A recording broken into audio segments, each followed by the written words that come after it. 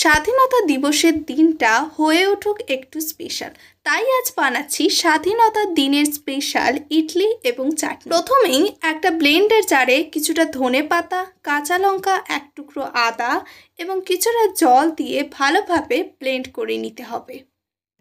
এবার গেরুয়া রঙের জন্য কিছুটা গাজর, এক টুকরো আদা এবং জল দিয়ে ভালোভাবে ব্লেন্ড করে নিতে হবে। ইডলির ব্যাটারের জন্য একটা ব্লেন্ডার জারে 1 কাপ সুজি এবং 1 কাপ দই দিয়ে এরকম একটা ব্যাটার তৈরি করে নিতে হবে। এবার গেরুয়া ব্যাটারের জন্য তৈরি করে রাখা ইডলির ব্যাটার এবং গাজরের পেস্ট এবং কিছুটা জল দিয়ে এরকম একটা ব্যাটার তৈরি করে নিতে হবে।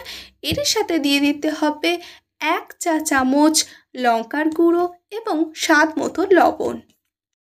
এবার সবুজ ব্যাটারের জন্য তৈরি করে রাখা ইডলির ব্যাটার এবং ধনেপাতার পেস্ট দিয়ে এরকমভাবে একটা ব্যাটার বানিয়ে নিতে হবে। এর সাথে দিয়ে দেব স্বাদ মতো লবণ। আচ্ছা, এবার সাদার জন্য সামান্য একটু জল আর একটুখানি লবণ। ব্যাস, তৈরি হয়ে গেল আমাদের 3 ধরনের ব্যাটার।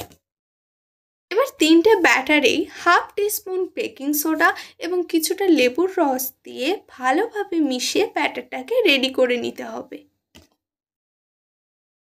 এবারে ইডলি মেকারে তেল ব্রাশ করে ব্যাটারগুলোকে এক এক করে এরকম ঢেলে দিতে হবে। আচ্ছা, তোমাদের কাছে যদি ইডলি মেকার না থাকে তাহলে তোমরা কড়াইয়ে কিছুটা জল গরম করে এবং তার উপরে বাটিতেও কিন্তু এই ইডলিগুলো খুব সহজেই করতে পারবে। আচ্ছা, সব ব্যাটারগুলো এভাবে এক এক করে দেওয়ার পর আমি এগুলোকে স্টিম হতে দেব প্রায় 15 মিনিটের জন্য। আর 15 মিনিট পর ঢাকটা খুললে দেখতে পাবে খুব সুন্দরভাবে এগুলো ফুলে উঠেছে। আচ্ছা, যতক্ষণ আমাদের ইডলিটা ঠান্ডা হচ্ছে ততক্ষণ আমরা বাদামের চাটনি বানিয়ে নেব এবং সেই বাদামের চাটনি কিছুটা তুলে রেখে বাকি চাটনিতে আমি কিছুটা টমেটো দিয়ে দেবো। তাহলেই তৈরি হয়ে যাবে আমাদের গেরুয়া চাটনি। এবার সবুজ চাটনির জন্য আমি কিছুটা ধনেপাতার পিউরে এবং ওই চাটনি মিশিয়ে দেব। আর হ্যাঁ, সাদা চাটনির জন্য আমি এখানে ইউজ করেছি দই এবং তার সাথে কিছুটা লবণ। ব্যাস, তৈরি হয়ে গেল আমাদের স্বাধীনতা দিবসের স্পেশাল ইডলি এবং চাটনি।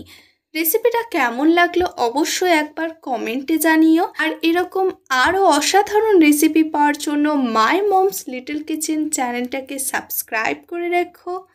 জয় হিন্দ, জয় ভারত।